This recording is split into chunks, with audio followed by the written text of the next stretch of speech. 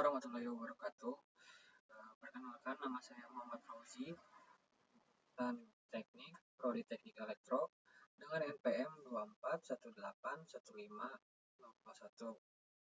Di sini saya akan membuat video tentang materi manajemen kontrak di mata kuliah yang di minggu ke-8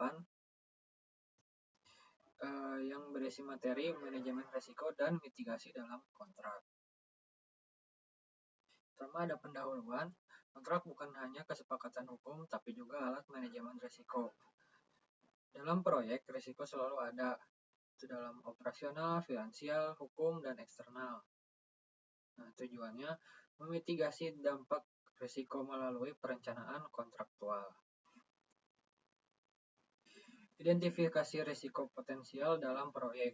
Pertama ada keterlambatan pasokan, bahan atau material tidak tiba tepat waktu. Dan ada cuaca ekstrim, gangguan pada proyek konstruksi atau lapangan. Jadi ketika ada cuaca ekstrim saat proyek dijalankan, itu bisa jadi gangguan dan menghambat proyek konstruksi di lapangan.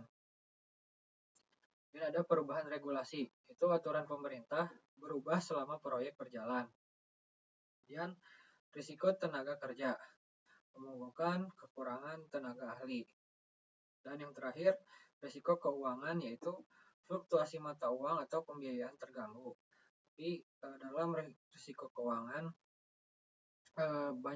banyaknya kasus yang terjadi itu pembiayaannya yang terganggu. Dan adalah peran kontrak dalam mengelola risiko. Yang pertama, menentukan hak dan kewajiban para pihak secara jelas. Jadi hak dan kewajiban semua pihak yang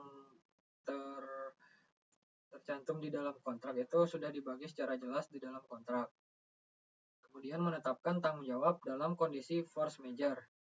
Jadi ketika ada kondisi force majeure ataupun kejadian tak terduga dalam pelaksanaan proyek, itu sudah ditetapkan pada kontrak tanggung jawabnya. Kemudian menyediakan kerangka penyelesaian sengketa. Jadi ketika terjadi sengketa, apa saja yang harus dilakukan untuk menyelesaikan sengketa tersebut sudah diatur dalam kontrak. Kemudian ada klausul kontrak kunci untuk mitigasi risiko. Klausul pembagian tanggung jawab, siapa yang bertanggung jawab atas risiko tertentu. Dan ada klausul asuransi, itu perlindungan terhadap kerugian atau kerusakan. Dan ada klausul ganti rugi atau bisa disebut indemnity, itu pihak yang menyebabkan kerugian wajib mengganti.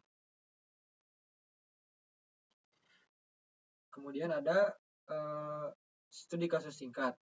Proyek konstruksi, contohnya yaitu proyek konstruksi jalan tol. Nah, risiko dari proyek konstruksi jalan tol ini keterlambatan pasokan karena pandemi. Mitigasinya, klausul liquidated damage dan force majeure mengatur tanggung jawab keterlambatan dan konsekuensinya. Nah, hasilnya yaitu pihak dapat menyelesaikan perselisihan tanpa gugatan hukum yang panjang. Terakhir, kontrak efektif adalah mitigasi risiko yang efektif. Kemudian, libatkan ahli hukum dalam penyusunan kontrak. Lakukan peninjauan risiko secara berkala selama proyek berlangsung. Dan gunakan kontrak sebagai dokumen hidup, bukan hanya formalitas hukum saja. Mungkin cukup sekian yang bisa saya sampaikan dari materi minggu ini. Kurang lebihnya mohon maaf. Wassalamualaikum warahmatullahi wabarakatuh.